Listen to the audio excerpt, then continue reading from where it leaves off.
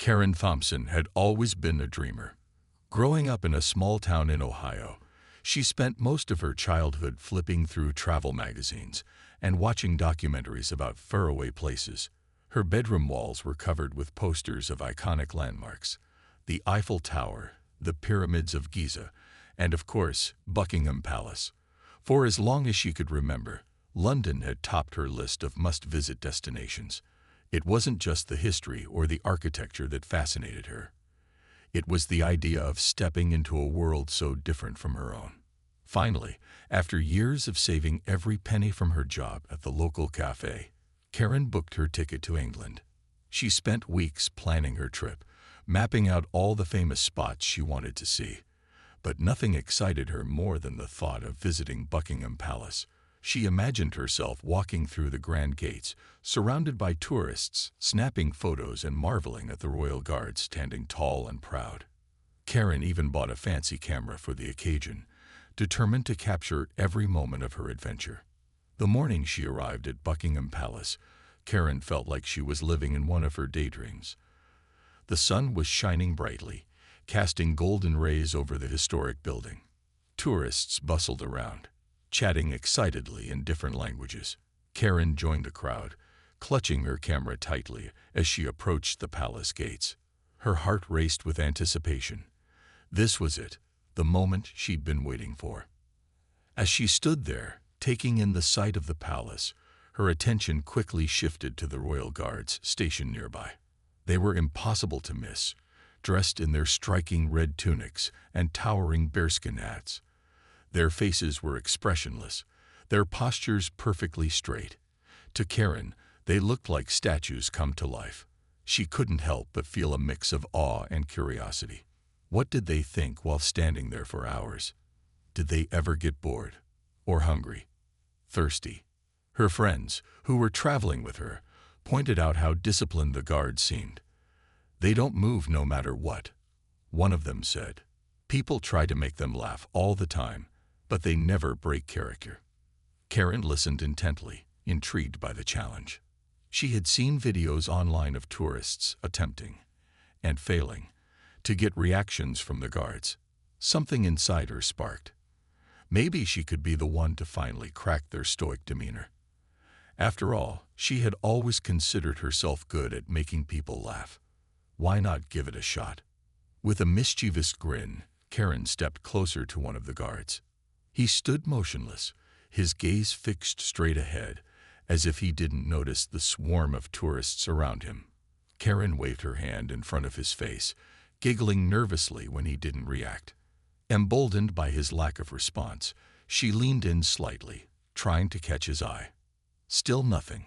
The guard remained as still as a statue, his focus unwavering. Karen's competitive side kicked in. If he wasn't going to acknowledge her, she would find a way to get his attention, even if it meant pushing the limits just a little further. Unbeknownst to Karen, this innocent game of testing the guard's resolve was about to take a turn she never expected. Little did she know, her actions in the next few minutes would leave her filled with regret, and teach her a lesson she would never forget. Karen's playful curiosity quickly turned into something more intense. She was determined to get some kind of reaction from the royal guard, no matter how small. After waving her hand in front of his face and getting zero response, she decided to step things up a notch. Her friends were standing nearby, watching with a mix of amusement and concern. "Karen, maybe you should stop," one of them said cautiously. But Karen brushed off their warnings. She was convinced that the guard was simply ignoring her on purpose, and that fueled her desire to try harder. She moved closer, leaning in just enough to make her presence impossible to miss. "Hey there," she called out, her voice louder this time. The guard didn't flinch. His eyes stayed locked straight ahead, as if she didn't exist. Karen frowned, feeling a strange mix of frustration and disbelief. How could someone be so unresponsive? It felt almost robotic. To her, it seemed like he was mocking her with his silence, daring her to do something even bolder. Her competitive streak kicked into high gear. If he wasn't going to react, she would have to get creative. She rummaged through her bag, pretending to look for something while keeping one eye on the guard. When she pulled out her phone, she held it up and snapped a selfie with him in the background. Still nothing. Not even a blink. The crowd around them began to take notice, some whispering among themselves about the bold tourist trying to rile up the stoic soldier. Feeling emboldened by the growing attention, Karen decided to push things further. She waved both hands in front of his face this time, jumping slightly to see if movement would catch his eye.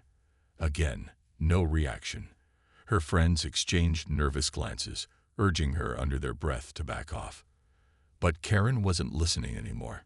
In her mind, this had become a challenge, one she refused to lose. Then came the moment that would change everything. As she stood there, staring at the guard with mounting irritation, her hand instinctively reached for the pepper spray attached to her keychain. It was something she always carried with her, a precautionary measure against potential threats in unfamiliar places. At first, she didn't even realize what she was doing. Her thoughts raced. If he won't react to anything else, maybe this will finally get his attention.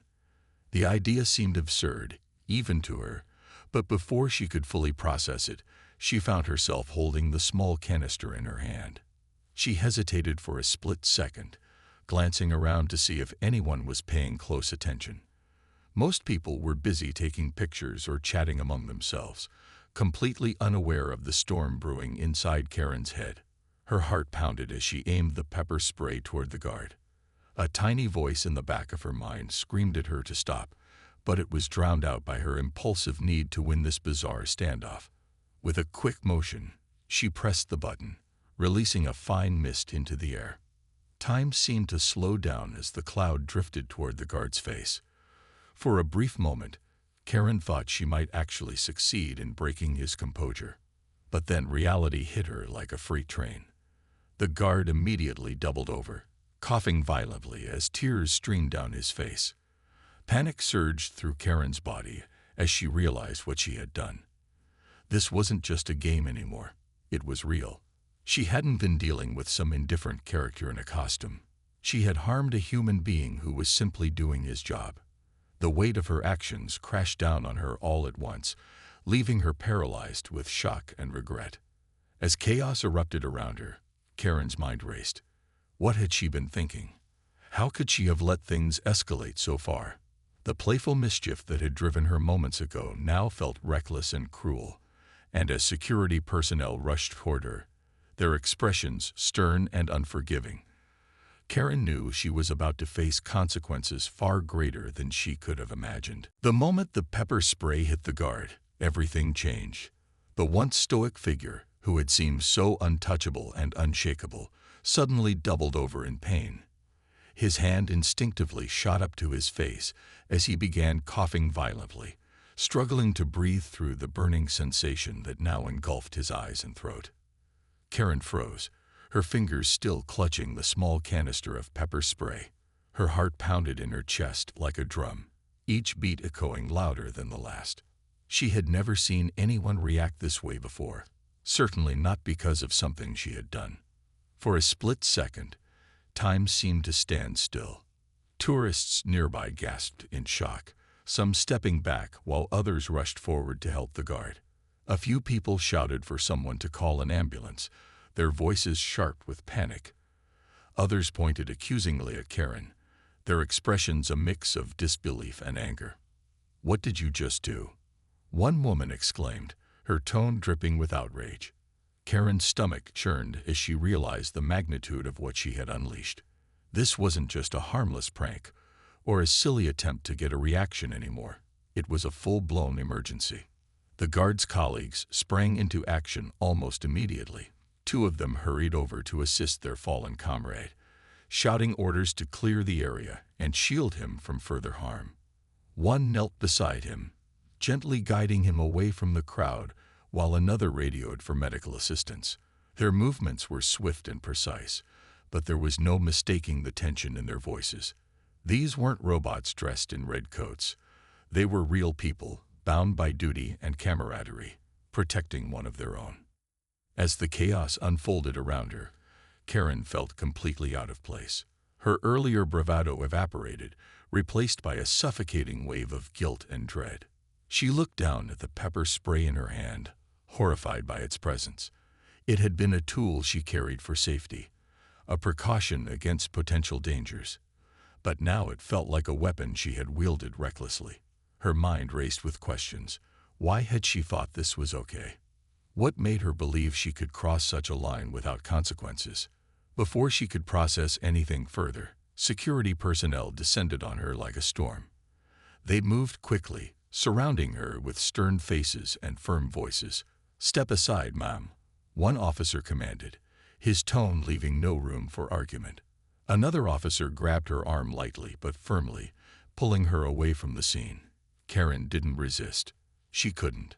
Her legs felt weak, threatening to buckle under the weight of shame and fear that now consumed her. "Do you realize what you've done?" one of the officers asked sharply, his voice cutting through the noise of the crowd. Karen nodded slowly, tears welling up in her eyes. She wanted to explain, to say that it had all started as a joke, that she hadn't meant for things to go this far, but the words caught in her throat. How could she possibly justify her actions when they seemed so absurd even to herself? The scene around her grew increasingly chaotic. Cameras flashed as tourists captured the aftermath of the incident, many whispering among themselves about the crazy American who had attacked a royal guard. Some glared at her, shaking their heads in disapproval, while others simply stared in stunned silence. Karen avoided their gazes, unable to bear the weight of their judgment.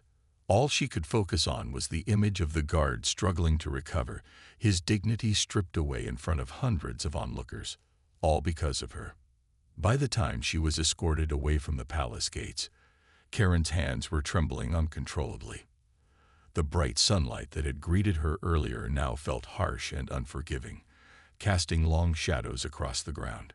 As she walked past the towering gates of Buckingham Palace, she couldn't help but feel like she was leaving behind more than just a tourist attraction. In that moment, she left behind a piece of her innocence, the carefree excitement that had brought her here in the first place, and stepped into a world of accountability, where actions have consequences, and apologies may not be enough. The chaos outside Buckingham Palace only grew louder as Karen was led away by security personnel. The crowd, once filled with cheerful tourists snapping photos and marveling at the grandeur of the royal guards, had transformed into a scene of confusion and outrage. People shouted questions at one another, trying to piece together what had just happened. Did she really pepper spray him? One man asked, his voice incredulous. Why would anyone do that? Murmured another. Some recorded videos on their phones, capturing every detail of the unfolding drama, while others simply stood frozen in disbelief. Karen's mind was a whirlwind of emotions, shame, regret, and fear all swirling together in an overwhelming storm. As she walked under the watchful eyes of the officers guiding her, she couldn't escape the feeling that every pair of eyes around her was judging her. She kept replaying the moment in her head, the guard doubling over in pain, the gasps of shock from the crowd, the horrified expressions of her friends. It felt surreal, like watching someone else make a terrible mistake, except it wasn't someone else. It was her. Once inside the security office near the palace grounds, things became even more intense. The room was small and stark, with fluorescent lights buzzing overhead. Two officers sat across from her at a plain wooden table, their faces stern and unreadable. One of them placed a recorder on the table and pressed the button to start it. "State your name for the record," he said, his tone firm but calm. Karen hesitated before speaking, her voice trembling slightly as she gave her full name. "Now, can you explain what happened out there?" The officer continued, leaning forward slightly. Karen opened her mouth to speak, but found herself struggling to find the right words. How could she possibly explain something she barely understood herself? She took a deep breath and began haltingly recounting the events, starting with her playful attempt to get the guard's attention and ending with the fateful decision to use the pepper spray. Her voice cracked several times as she spoke, tears streaming down her face. "I didn't mean to hurt him," she said finally, her voice barely above a whisper. It was supposed to be a joke. The officers exchanged glances, but didn't say anything immediately. Instead, they asked her detailed questions about why she had carried pepper spray, whether she knew it was illegal to assault a member of the Queen's Guard, and if she understood the seriousness of her actions. Each question felt like a punch to the gut, forcing Karen to confront the reality of her choices. She nodded weakly, admitting that she hadn't thought things through, that she had acted impulsively without considering the consequences. Meanwhile, outside the palace, news of the incident spread like wildfire. Social media platforms lit up with posts from eyewitnesses who had captured parts of the event on camera. Within minutes, hashtags like #PepperSpraygate and #RoyalGuardAttack were trending online. Videos showed snippets of the altercation. Karen waving her hands in front of the guard, the sudden commotion after the pepper spray was used, and the guard being helped away by his colleagues. Comment sections exploded with reactions ranging from anger to mockery. Some called Karen reckless and entitled, while others joked about her behavior, turning the incident into fodder for memes. Back in the security office, Karen heard none of this. She sat slumped in her chair, her head in her hands, overwhelmed by guilt. The officers finished questioning her and explained the legal implications of her actions. Assaulting a royal guard wasn't treated lightly. It was considered a serious offense, punishable by fines or even jail time. They also mentioned that the guard was receiving medical treatment and would need time to recover fully. Hearing this made Karen feel even worse. She hadn't just caused temporary discomfort. She had inflicted real harm on someone simply doing their job. As the officers prepared to escort her to the police station for further processing, Karen realized how much her life had changed in such a short span of time. Just hours ago, she had been an excited tourist eager to explore London and create memories. Now she was facing the possibility of criminal charges, public humiliation, and a lifetime of regret. The weight of her actions pressed down on her chest, making it hard to breathe. For the first time, she truly understood the difference between harmless fun and crossing a line. And she knew she'd have to live with the consequences of her choice for a long time to come. At the police station, Karen sat in a cold, sterile room that felt worlds apart from the vibrant streets of London. She had been so excited to explore just hours earlier. The fluorescent lights buzzed overhead, casting harsh shadows on the plain gray walls. Her hands trembled as she clutched a paper cup of water an officer had given her, though she hadn't taken a single sip. Every sound, the clatter of keys, the muffled voices of officers talking nearby, the squeak of chairs being pulled out, felt amplified, each noise drilling into her already frazzled nerves. The questioning resumed almost immediately. Two officers sat across from her, their expressions unreadable but undeniably serious. They reviewed her statement again, asking for clarification on certain details and jotting down notes in silence. One of them explained the gravity of what she had done. "Assaulting a member of the Queen's Guard isn't something we take lightly," he said, his tone firm but not unkind. "These individuals are here to protect important landmarks and serve their country. What you did wasn't just disrespectful, it was illegal." Karen nodded, tears welling up in her eyes once more. She wanted to explain herself, to make them understand that she hadn't intended any harm. But how could she put into words the whirlwind of impulsiveness and poor judgment that had led to this moment? All she could manage was a shaky apology, her voice breaking as she spoke. "I'm so sorry," she whispered, repeating it over and over again like a mantra. "I didn't mean for this to happen." After what felt like hours, the officers informed her that charges would be filed against her. While they assured her that the final decision would depend on the severity of the guard's injuries and other factors, Karen knew this wasn't going to end with a slap on the wrist. The thought of facing legal consequences weighed heavily on her mind. Would she have to stay in London longer than planned to attend court hearings? Could this affect her ability to travel internationally in the future? And worst of all, how would her family react when they found out? As if on cue, one of the officers handed her a phone. explaining that she could call someone to let them know where she was. Karen hesitated before dialing her mother's number. When her mom answered, cheerful and unaware of the day's events, Karen broke down completely. Through sobs, she managed to explain what had happened, leaving out none of the embarrassing or painful details. There was a long pause on the other end of the line before her mother finally spoke. "Karen, I don't even know what to say," she admitted, her voice tinged with both concern and disappointment. "You need to fix this, whatever it takes." Hanging up the phone, Karen felt even smaller than before. Her family had always seen her as adventurous and fun-loving, someone who brought laughter and lightness wherever she went.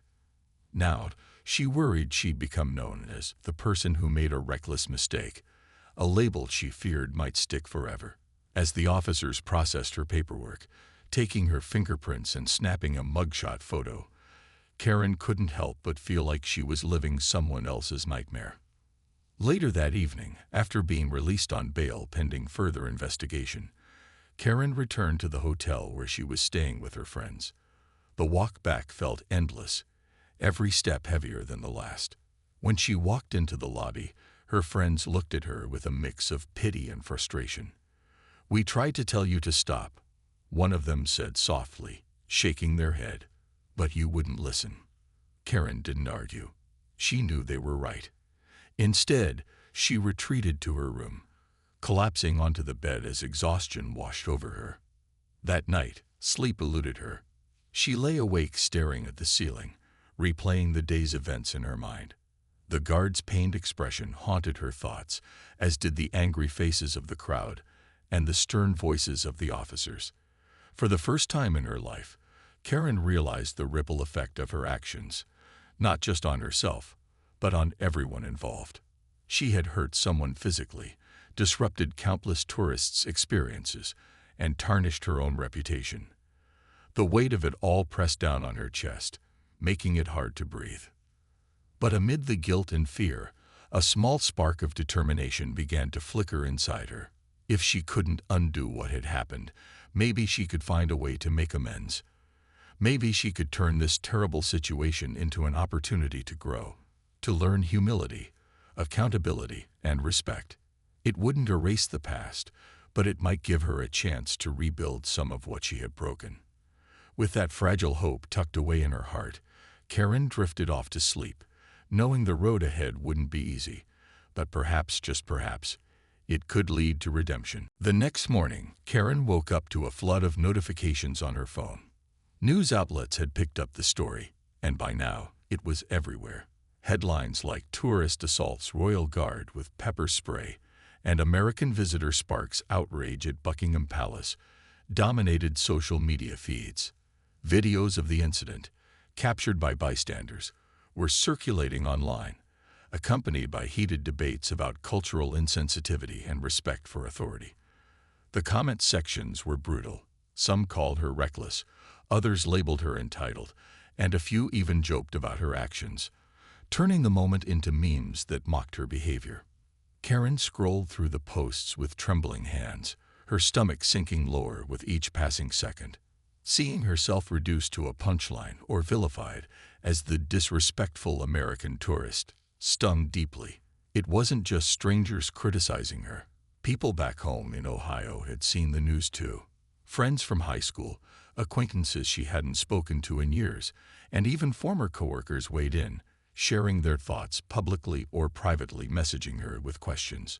Some defended her, saying everyone makes mistakes, while others expressed disappointment, questioning how someone they knew could act so carelessly.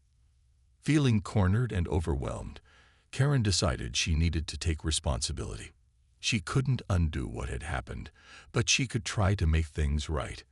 With guidance from her lawyer, she drafted a heartfelt apology letter and shared it with local news outlets in London. In the statement, she admitted her wrongdoing, expressed deep remorse for harming the guard, and acknowledged the seriousness of her actions. "I let my impulsiveness get the better of me," she wrote. "I never intended to hurt anyone, and I am truly sorry for the pain I caused. This experience has taught me an invaluable lesson about respecting boundaries and understanding the importance of dignity." Her apology didn't stop there. Determined to show genuine regret, Karen requested permission to visit the hospital where the affected guard was recovering. After some deliberation and assurances that her presence wouldn't cause further distress, the authorities agreed to arrange a brief meeting under strict supervision. On the day of the visit, Karen dressed modestly, choosing simple clothes that reflected her humility. As she entered the hospital room, her heart raced. The guard, still wearing his uniform despite his bandaged face and red-rimmed eyes, looked up at her silently. Standing there, Karen felt smaller than ever. She approached him cautiously, tears streaming down her face as she extended her hand. "I'm so sorry," she said, her voice cracking with emotion. "I can't begin to imagine how much pain I've caused you, and I'll spend the rest of my life regretting what I did." For a moment, the guard said nothing, studying her with an unreadable expression. Then, slowly, he nodded and accepted her handshake. His grip was firm but gentle, and though he didn't say much, his quiet acceptance of her apology spoke volumes. Word of Karen's efforts to make amends began to spread, softening some of the public backlash. While many remained critical, others praised her willingness to take accountability and seek forgiveness. Social media users who had initially condemned her started discussing the importance of second chances, noting that Karen's sincere apology and visible remorse showed growth. Even the Royal Guard's official Twitter account posted a message emphasizing the value of learning from mistakes, subtly acknowledging Karen's attempt to set things right. Despite these small victories, Karen knew the road ahead wouldn't be easy. The legal process was still ongoing, and the court would decide her fate in the coming weeks. But for the first time since the incident, she felt a glimmer of hope.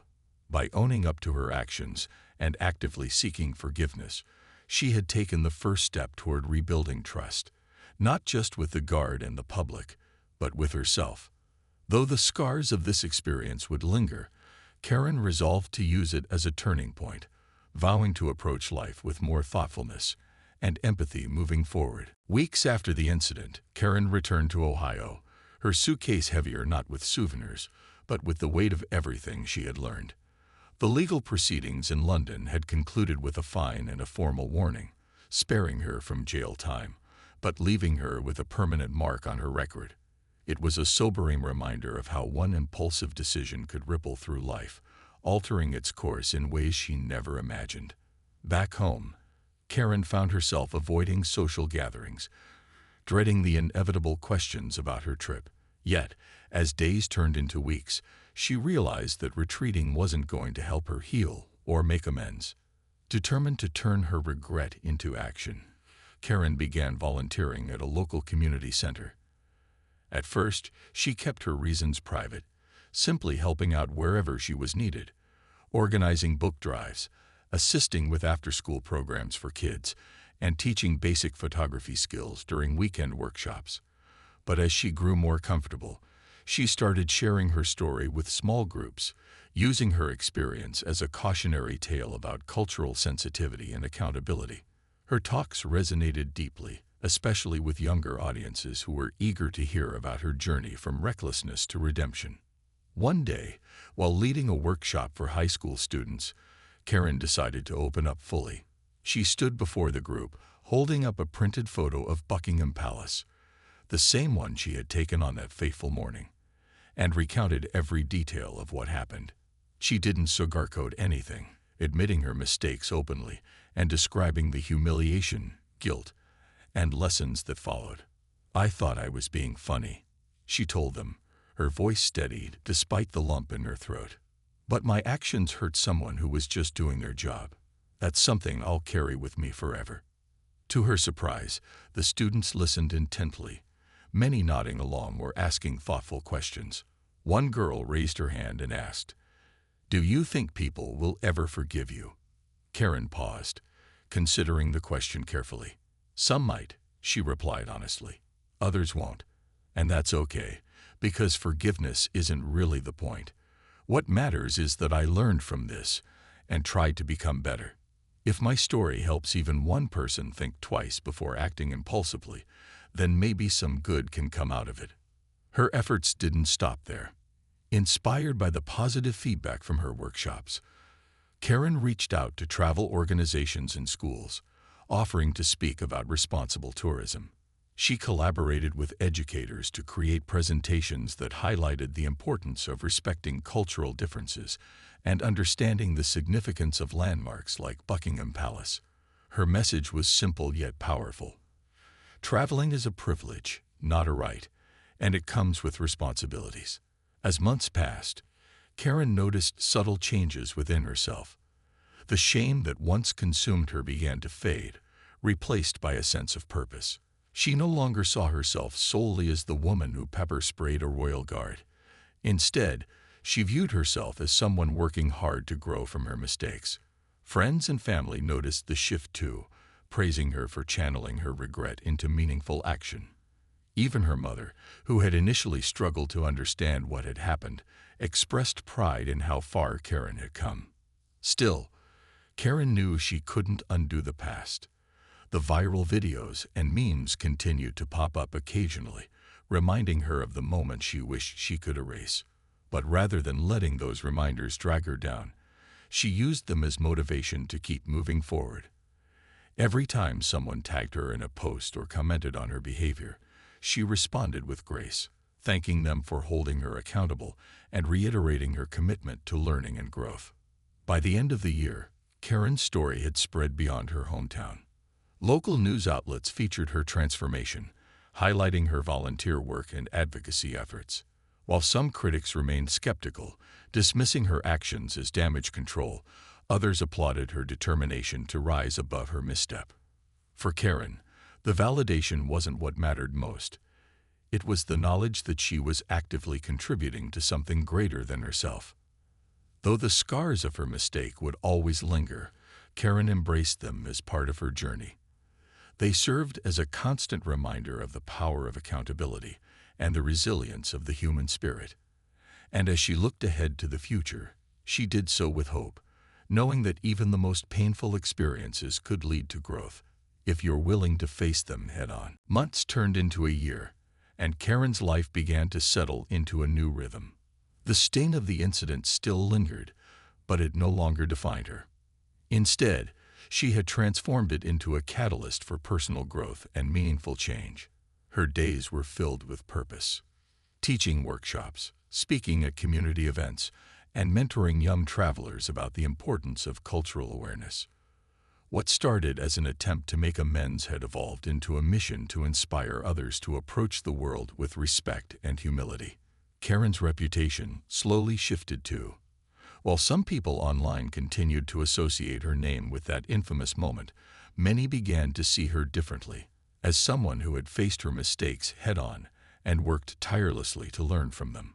Travel bloggers and influencers invited her to share her story on their platforms, and local schools even incorporated her talks into their curriculums. She became a symbol not of recklessness, but of redemption. A reminder that everyone stumbles, but what truly matters is how you get back up.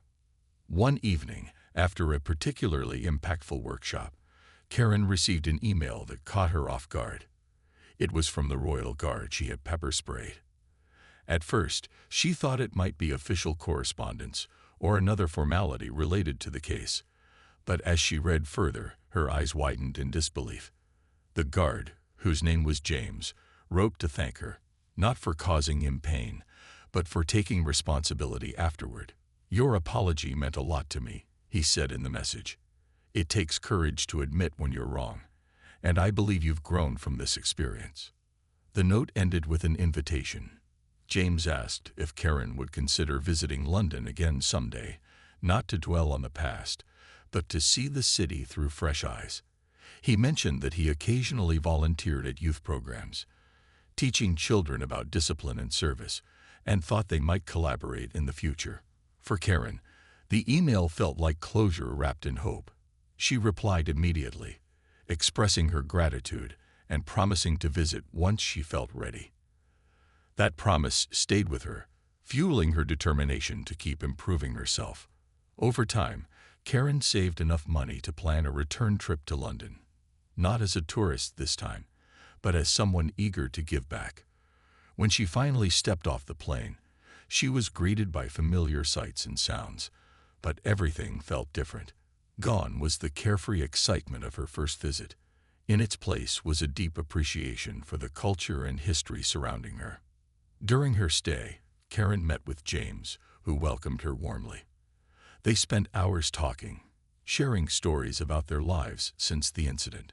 James introduced her to his colleagues, who treated her with kindness and respect, and together they visited schools where Karen spoke alongside him about accountability, resilience, and mutual understanding.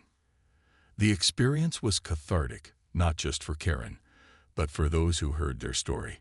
Seeing two people from opposite ends of such a public ordeal come together in harmony inspired countless others to reflect on their own actions and relationships. Back home, Karen continued her work, carrying the lessons of her journey with her wherever she went. She often thought about the day she had let impulsiveness cloud her judgment, but now it served as a foundation rather than a burden. Every presentation, every interaction, and every connection she made reinforced her belief in the power of second chances, not just for herself, but for anyone willing to take responsibility and strive for better. In the end, Karen's story became more than just a cautionary tale. It became a testament to the strength of the human spirit. Mistakes may leave scars, but they also create opportunities to learn, to grow, and to build bridges where none existed before.